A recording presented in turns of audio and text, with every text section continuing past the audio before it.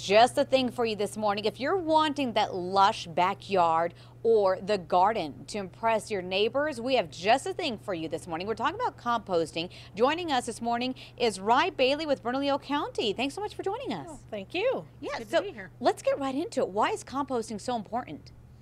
Well, for many reasons, but the primary one is soil amendment. It helps the earth absorb water and the plants to absorb nutrients from the soil. And it doesn't take a lot of materials to compost, correct? Oh no, any organic matter will break down. Okay, so tell me what you have here with simple solutions for composting. Okay, in the desert, our main problem is lack of water. Yeah. So you want to keep your compost pile moisturized and limit evaporation. Okay. Plus you need to have airflow, and one of the important things for airflow is bulking materials, sticks, pine cones, corn cobs, anything that will let air move through it. So you put this in with your compost? You lay this in layers, Okay. and you start with a layer at the bottom, and then you add a mixture of carbonaceous materials, which we call browns, which are moisturized.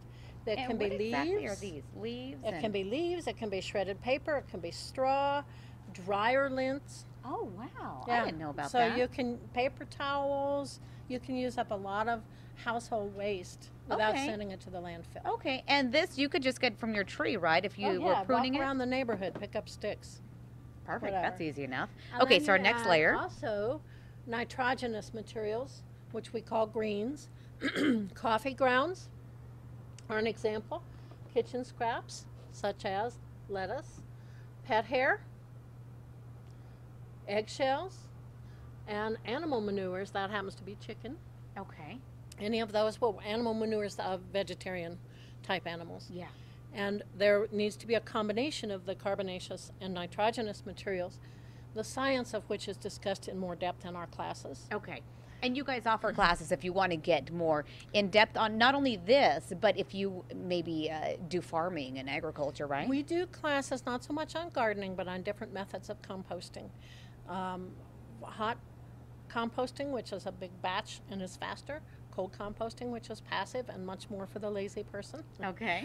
Bucket composting for someone that needs to compost indoors, and composting with worms or vermicomposting. Oh. So there are different classes on each of those. And sometimes there's an all-day session where you can do all of those classes at once. So you really just find the one that fits for you and you go to that class, Exactly. or maybe do a variety of them and find out which one best suits your Exactly, needs. which is what we recommend that people do.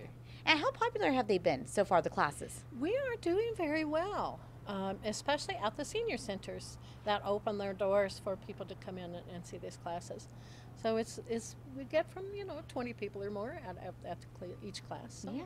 it's nice. And so you mentioned, composting is definitely important, for several different reasons. But you mentioned in the desert, we don't have a lot of water to spare. No, we don't. And you do need to keep your pile moisturized and limit the evaporation. But then the return you get is that when this is part of the soil, when your finished product, which is humus at the end, is mixed in with the soil, then there's a much more absorption of moisture or retention of water. Let's get here to the end of the table here. Well, So this is humus you mentioned? This display shows the way that you layer the compost. You do bulking, do a mixture of nitrogenous and carbonaceous materials, another layer of bulking, and so on, and then you get the airflow. And then when you end up with is humus, which is this wonderful, rich soil that you mix in. That's great. That's great. And our soil here in the desert, is it a lot different than soil maybe out in the east? It tends to be very alkaline. Okay. The pH level is fairly high, and this helps neutralize it, create a neutral environment in the soil. Sounds great. I want to thank you for all these tips this morning. Tell me where people could get more details. Probably our website, nmcomposters.org, which is part of the Extension Service website. It gives the classes. It tells about the Master Composter training and offers access to some of the flyers we have and all kinds of good information. Awesome. Real fast, when are the classes typically held? It's a variety. There are some evenings for people that work. There are some weekends. There are some daytimes during the week. So it can be possible. You could just work around your schedule. And most of them are free. Great. I want to thank you so much for joining us Sure. once again. Some great tips. If you want a recap of our interview this morning, just go to our website, krqe.com. It'll be on there a little bit later on this morning. We'll be right back.